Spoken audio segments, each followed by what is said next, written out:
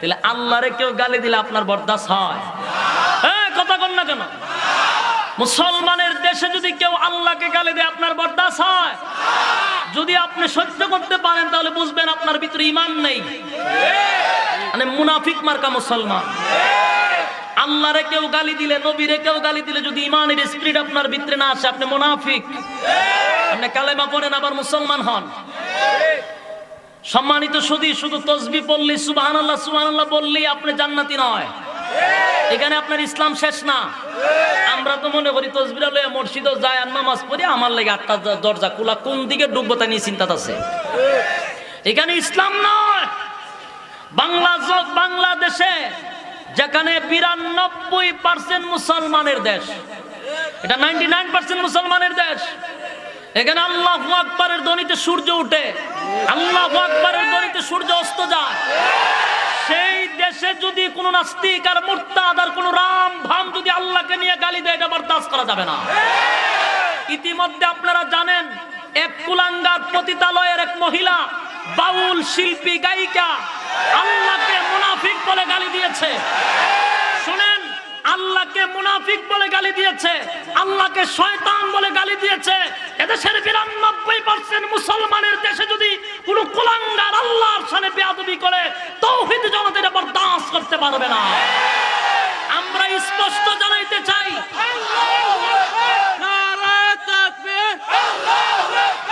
শুনেন, স্পষ্ট জানাইতে চাই, যদি এই গায়িকার শাস্তি বাংলার জমিনে না দেওয়া হয়, বারবার আমরা প্রশাসনের দৃষ্টি আকর্ষণ করে বলছি, মাননীয় প্রধানমন্ত্রীর কাছে আমরা আবদার জানাচ্ছি, এদেশটা 92% মুসলমানের দেশ। এদেশের মানুষ বিভিন্ন দল করতে পারে, কিন্তু সবার এক আল্লাহ, এক নবী, ঠিক কিনা বলেন? আমরা মুসলমানরা যতবার আন্দোলন করেছি, কোন সরকারকে নামানোর জন্য আন্দোলন করি নাই। মুসলমানরা যতবার আন্দোলন করেছি, কোন সরকারকে উঠানোর জন্য আন্দোলন করি নাই। এদেশে যখন রাসূলের শানে বেয়াদবি হয় তখন আমরা আন্দোলন করি, আল্লাহর শানে বেয়াদবি হলে আমরা আন্দোলন করি। সুতরাং স্পষ্ট, যদি ওই পতিতাল মহিলাটাকে শাস্তির আওতায় না আনা হয় এবং বাইতুল মুকাররমের সামনে এই মুরতাদ মহিলাকে ফাঁসির কাস্তে ঝুলাইয়া দৃষ্টান্তমূলক শাস্তি দিতে হবে ইনশাআল্লাহ। না হয় বাংলাদেশের মুসলমান ঘরে বসে থাকবে না, প্রয়োজনে রাস্তাঘাটে আবার অবরোধ করা হবে, যুদ্ধ হবে, যুদ্ধ হবে, যুদ্ধ হবে ইনশাআল্লাহ।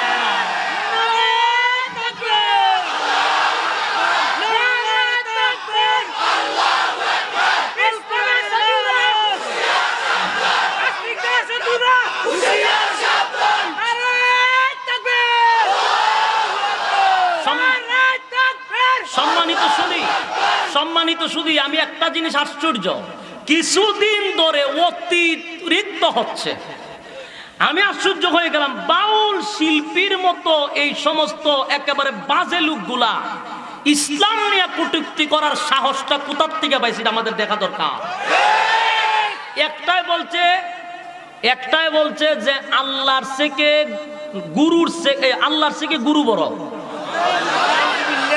এটা একটা বলছে। আর একটা বললো কি, যে গান বাজনা জায়েজ, নবী গান না শুনলে ঘুম ধরতো না। ইডারে রিমান্ডে নিছে, ধন্যবাদ জানাই আমি প্রশাসনকে। আবার ইডার পক্ষে কিছু সাফাই গাইছে আমাদের সংসদ সদস্যের কিছু নাস্তিকরা। হাসান লকিনো সরকারের কাছে আবদার জানাইছে কেন তারে গ্রেফতার করা হলো। রাশেদ খান মেনুন্না জানাইলো কেন তাদের গ্রেফতার করা হলো, এটার দাবি জানাইছে তারা। কিন্তু আলহামদুলিল্লাহ দেশের প্রধানমন্ত্রীকে ধন্যবাদ জানাই, উনি খুব সুন্দর বক্তব্য দিচ্ছেন। পার্লামেন্টারি বক্তব্য আমি শুনছি, আমি ভাবছিলাম না জানে হের বক্তব্য প্রধানমন্ত্রী কি বলে, কিন্তু উনি যে এমন সুন্দর দাঁত ভাঙা জবাব দিয়ে দিছে, আমার খুব মজা লাগছে। এই সময় মজাটা লাগছে কারণে প্রধানমন্ত্রী উঠে সেরে বলেন, মাননীয় সংসদ সদস্য আপনি আমাকে প্রশ্ন করছেন তারে কেন রিমান্ডে নেওয়া হচ্ছে, সে কি ফেরেশতা যে তার এখনো কোনো ভুল হয় না? তখন বলছে বাউল শিল্পীদেরকে আমরা দূরে সরানোর চেষ্টা করতেছি। প্রধানমন্ত্রী বলে গান গাওয়া, গান গা, হ্যাঁ গান গা, ফাজিলের বাচ্চা বল গান গা, বাধা দিছে কেউ? গান তুই ওয়াজলাম সৎ কেন? তোর কাজ হইলো গান গাওয়া, তুই গান তুই ওয়াজ গেছত কা? প্রধানমন্ত্রী বলছে তার তো গানে কেউ বাধা দেয় নাই, সে গান তুই গেছে, ওয়াজ হয়ে লিগারে ফিরা দিছে দরকার। আমি এলাম বক্তা মানুষ, আমার কাজ হলো ওয়াজ করা। আমি ওয়াজ পেয়ে যদি এখন গান গাওয়া শুরু করি, আমার এই সম্মান আর মর্যাদা থাকবে? তাহলে তোর কাজ হইলো তুই গান গাইবে, তুই গান গাইতে থাক, তুই গান দিয়ে আওয়াজ গেছ কা ফিডাইতে ফিডাইতে ফিডার সামরানি তুলে নেওয়া দরকার, ঠিক কিনা? এখন এডির বিচার না হওয়ার কারণে একটার পর একটা গাঞ্জা দেখায়, দেখা খায় না, তো এটা তো ডেড ওভার থাকে অনেকটি। যে গাঞ্জা খায় এডির অনেক সময় আপনার ডেট থাকে না। এই গাঞ্জা খায় সেটা উল্টা পাল্টা কয়, নবী গান না শুনলে ঘুমা ধরতো না। একটার জনতায় যদি ইচ্ছা মতো সাইজ করতে পারত, ফিটের সামরা তুলে তো বাইরে আসে সবটি সুযোগ গেল বলে। এই মহিলাটা নিশ্চয়ই কোন পতিতালয়ের হবে, ব্যবসা পাড়ার হবে। এর চেয়ে কোনো বাজে ভাষা জানলে আমি আরো ইউজ করতাম। কারণ যেখানে আমার আল্লাহকে গালি দিছে, যেখানে আমার আল্লাহকে মুনাফিক বলছে, আমরা তো মনে করি এটাকে ফাঁসি দেওয়ার দরকার। আর ফাঁসি না দিতে বলে আমার কাছে পাঠাই দেয়, ফাঁসি না দিলে আমার কাছে পাঠান, জুতা দা ফিরাইয়া দুনিয়াতে বিদায় করা হবে। সম্মানিত শুধু আপনার দায়িত্ব শুধু তসবি পড়া না, আপনার দায়িত্ব শুধু পাঁচ ওয়াক্ত নামাজ পড়ার মধ্যে সীমাবদ্ধ না। আপনি যদি ইমানদার হন তাহলে এই ব্যাপারে প্রত্যেকটা মুসলমানের কথা বলা এটা মুসলমানের ইমানি দায়িত্ব। আমরা এই ব্যাপারে কথা বললে যদি কোনো সমস্যা হয়, আপনারা তো সমস্যার গোষ্ঠী গেলে আল্লাহর বিরুদ্ধে কথা বলবে কেন? কি আমরা কি সরকারটা মোবে হবে? কোন রাজনীতির কথা বলতেছি কেন? কোন এমপির বিরুদ্ধে কথা বলি, কোন মন্ত্রীর বিরুদ্ধে কথা বলি? দরকার নাই।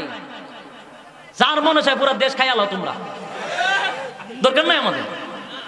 কিন্তু আমার কথা হলো সব বরদাস্ত করব।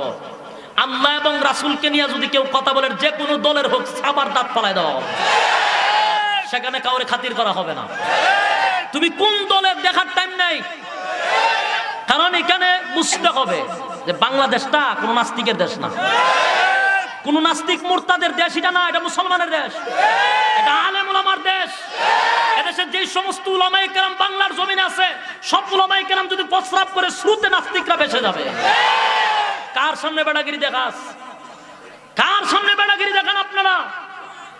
আজকে কিছু যাত্রা ফালার গানাদার, এই তোর কোনো দাম আছে? ফাজিলের বাচ্চা গো, আল্লাহর গালি দিয়েছে, তোমার সাহস পেয়েছে কই? প্রত্যেকটা মানুষকে আমি বইলা গেলাম আপনাদেরকে এই ব্যাপারে সচেতন হন, নাহলে ভয়ঙ্কর হবে। আপনারা কেন বুঝতেছেন না? এক মাসের ভিতরে তিনটায় কইছে যে একটা কইলো আল্লাহ থেকে গুরু বড়, আর একটা কয় রাসূল গান শুনতে ঘুমাইতো। এখন হচ্ছে আল্লাহর মুনাফিক কইছে। আপনারা কেন বুঝতেছেন না? ষড়যন্ত্র আছে, এর পিছনে অবশ্যই ষড়যন্ত্র আছে। সচ্চার হন, জাগ্রত হন, নাহলে উপায় নাই, উপায় নাই। একটা মাস পাইছে না এই বাউলটা যে এইভাবে আউল ফাউল কথাবার্তা বলতেছে, আপনারা মনে করতেছেন আপনারা ইসলাম কায়েম হয়ে গেছে। আমি তসবিলে মসজিদে যাই, সুবহানাল্লাহ পড়ি, আল্লাহ বিল্লাহ করি, আমি একবারে ইমানদার।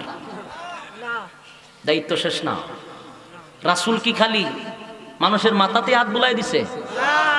হ্যাঁ, যেই হাত দিয়ে রাসূল এতিমের মাথায় হাত বুলাই দিছে, ওই হাত দিয়ে তোর বাড়িও লইছে।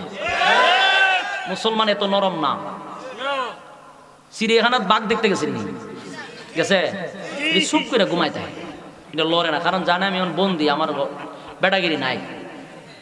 তো অনেক দর্শন যারা ওই যে ইয়ে আছে না, কি কয়, চিড়িয়াখানার যারা যায়, দর্শকরা যায়, তো দর্শকরা মনে করে আমরা শুনলাম বাঘ তর্জন গর্জন দে, সিংহ তর্জন গর্জন, এটা দিয়ে বিলাইয়ের বাচ্চা একটা বইটা দিচ্ছে।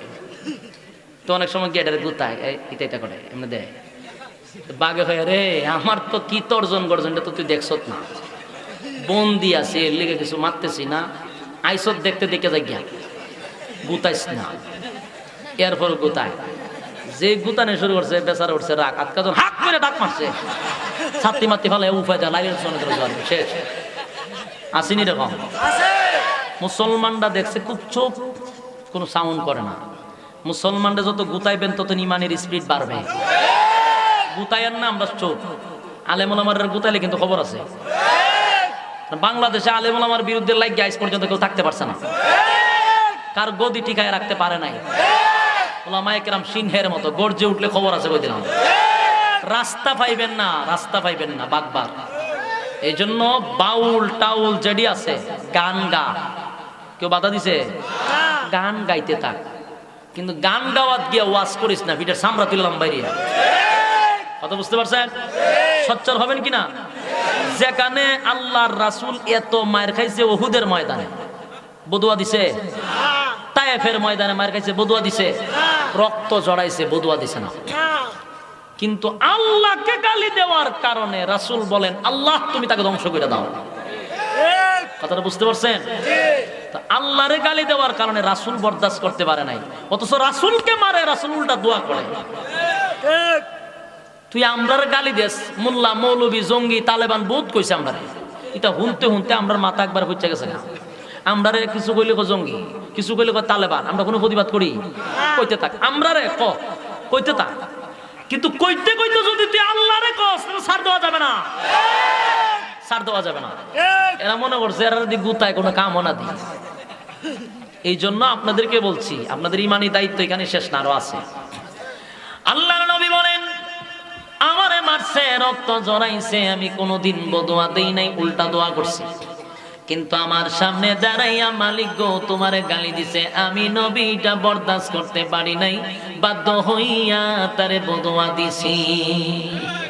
নবীর দোয়া অথবা বদুয়া ডাইরেক্ট কবুল না, ডাইরেক্ট কবুল।